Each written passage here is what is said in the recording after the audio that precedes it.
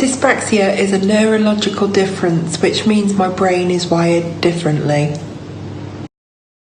It is lifelong. We do not grow out of it, and it affects the way we think and experience life. It's a specific learning difficulty, so it doesn't make someone unintelligent.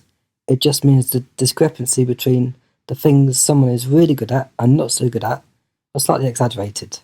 That's all it means. It's not that rare.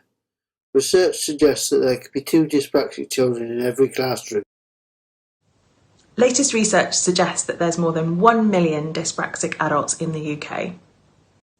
For some reason, when my brain and body try to talk to each other, the messages come through differently. This affects my coordination, including big movements like swimming and running. My fine motor coordination skill difficulties mean that I have difficulty with tasks such as using a pen to write, using a knife to chop vegetables, and applying makeup. There's a misconception and a stereotype that dyspraxia only affects people's coordination. This isn't true. It affects people in so many more ways. In time, the world knew what it was. I can have difficulties articulating my thoughts and producing eloquent sentences.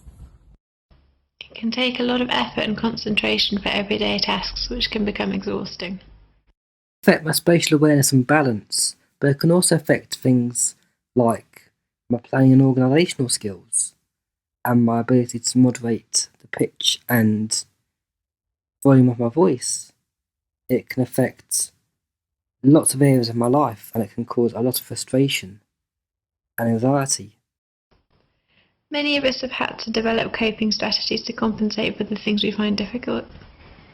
My short-term memory means sometimes I have to write things down and sometimes I can forget what I'm saying. Sense of humour has been my greatest coping mechanism. Learning to laugh when things don't go my way. My sense of direction means I rely on Google Maps or sat-nav. Every dyspraxic is different. We're all affected in different ways to different extents, but our brains, being slightly different, can help us. At school I was always the last one picked in PE, but now, decades later, I'm always the first one picked for quiz night because of my long-term memory. Dyspraxia can make us more empathetic, witty, creative, and a big picture thinker. I may take longer to process a question, but when I have it, what I come out with may be genius.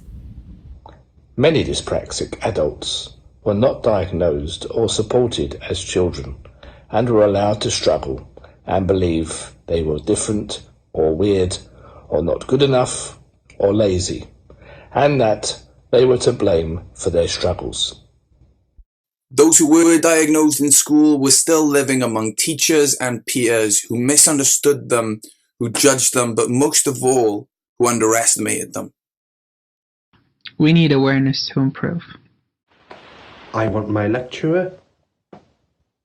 Job interviewer. GP. Friends.